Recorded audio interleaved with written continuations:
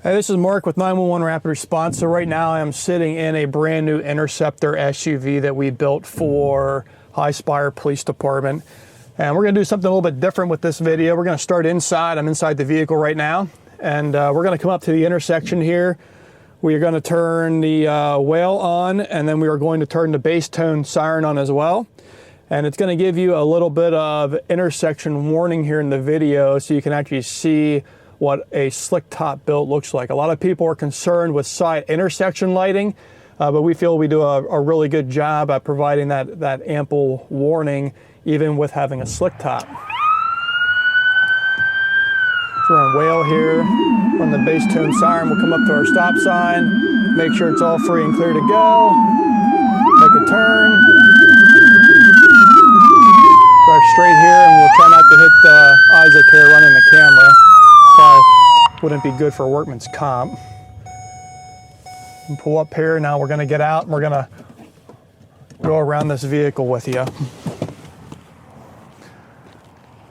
Okay, Isaac, so as I was saying, I was explaining to our YouTubers online here, just explaining to them our intersection warning that we are doing with a slick top, that we can give you good intersection lighting without having a light bar actually on the roof. So we're going to start in the front of this vehicle. Front here, we got a Go Rhino push bar with the integrated wheel and ion grill light, and they are a duo. So these will actually go to full white flood. Right now they're synchronized, that they'll do a wig-wag position, which are also synchronized with the T-ion, which is on the side of the vehicle, which is really nice because that way the light pattern is going back and forth, and you always have as much warning as possible going into your intersection, which is very important. Right now we're in slider position 3, so we have our headlights on the wig-wag feature. If we would go down to slider position 2, we would knock those white flash off, along with the white flash that is up in the visor light as well. The visor light is the Whelen visor light. We have it programmed. It's going through about 3 or 4 different flash modes there. Fits very nicely.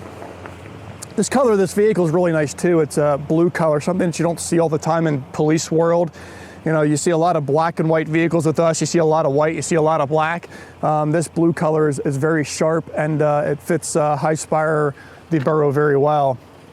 On the side here, we have a Whelen T-ion series. This is flashing red right now, but when you push left alley light, this light will actually go to white steady burn, giving the customer actually some alley light features on a slick top package.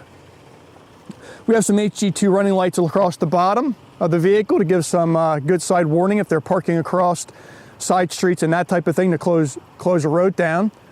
The graphics here are provided from our market graphics. So everything is printed and installed right here in-house, 100% in-house. We just matched the current customer design that we did for them about 4 or 5 years ago.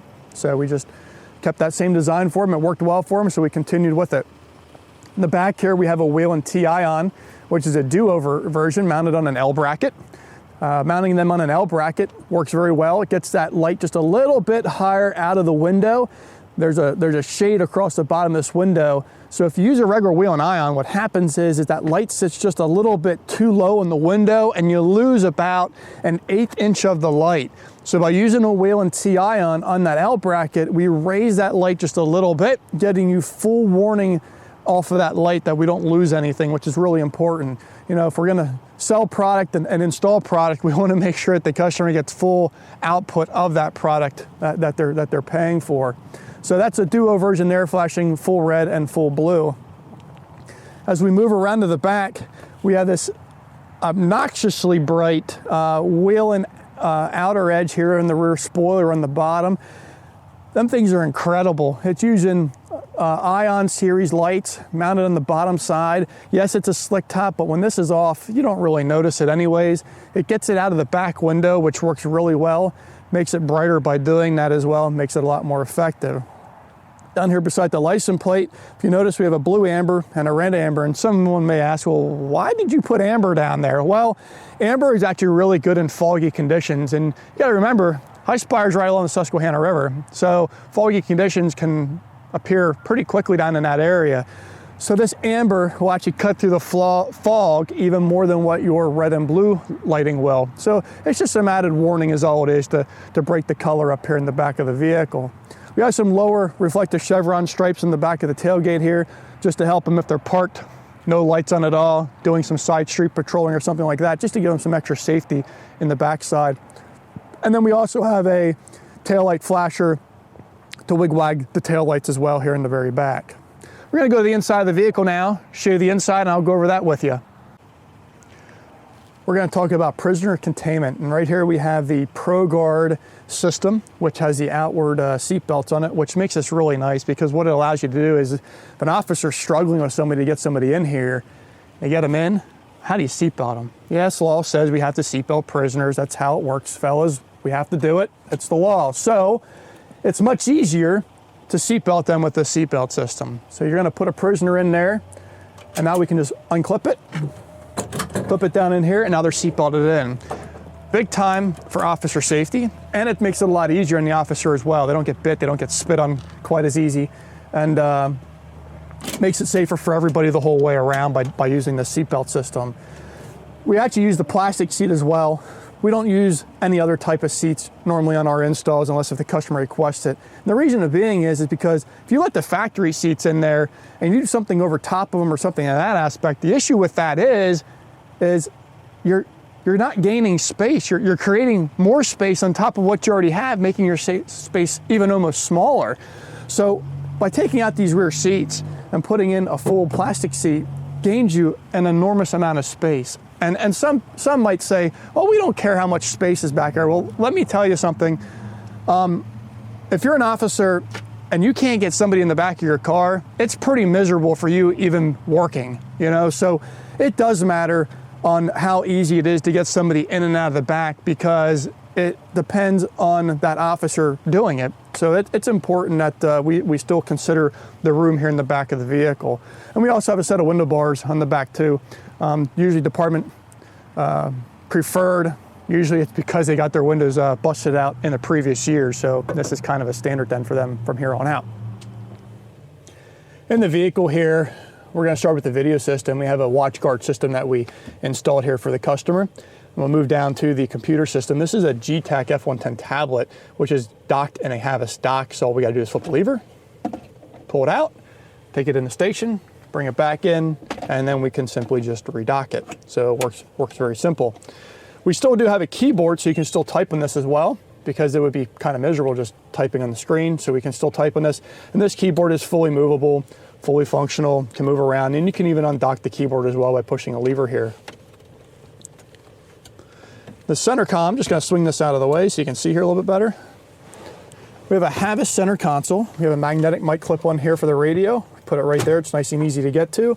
Easy to display my radio. Easy to display my siren box as well, which is the wheel and siren box. Go over the siren box here with you. Slider switch 1 is the rear lights. Slider switch 2 adds the front. Slider switch 3 adds the white warning to the front. And when I turn them off, I got to go up here and turn my watch guard back off. Then we also have our left alley, as I explained to you earlier. The left alley turns that white study burn light on out there in the front fender on the left side. We have takedown lights, which is going to turn my visor lights on study burn. It's also going to turn my push bar forward facing lights on study burn. My right lights, there's my base siren. And then I have T1, T2, T3, which are my 3 different tones, siren tones, manual air horn, and then even that it is red-blue in the back, I still actually do have a traffic advisor in the back of the vehicle. The master switch is also tied to a charge guard, which allows us to, if the end user or the officer would forget to turn off the switch, we are forcefully turning that switch off for them after a certain period of time. But their old school is to have switches, so we still give them the switch option that they can still turn it on and off, but in the event they do forget or they got to get home, they let the switch on, no big deal. We got them covered. We will automatically turn their stuff off for them after a certain period of time. Another really cool function in this vehicle is the printer system. So the printer from Brother is built right in. It's a pocket jet printer. Works really slick. Has a piece of paper, pull it off, hand the citation over to the traffic stop that you might have did, or it works really well even just printing other documents. It works really nice as well. Printer is built right in. We also have the Eltron scanner, which is here. The The Electron scanner is used for this department, allows them to scan in registrations and also driver's licenses, which works really nice for their RMS system, which is Record Management System. So that gives you a little bit of an overview. Oh, we got the gun rack back here too, fellas. We don't want to forget that. One of the most important parts. Got to keep our AR in here, of course. And our armrest. And we got a place to keep our water so we can stay nicely hydrated throughout the summertime. And obviously our coffee. Cannot forget the coffee, right? So, Mark here at 911 Rapid Response. I hope you enjoyed this tour of this new Interceptor build. This is actually one of two. We actually built two of these for this department, so both of these are going to go into service at the same time. We have many options to choose from when it comes to building emergency vehicles, and we really cater to the department of mainly what you need or what works better for you, down to even the flash pattern. So make sure you check us out at our social media websites and our website at www.911rapidresponse.com. And thanks for watching and have a great day.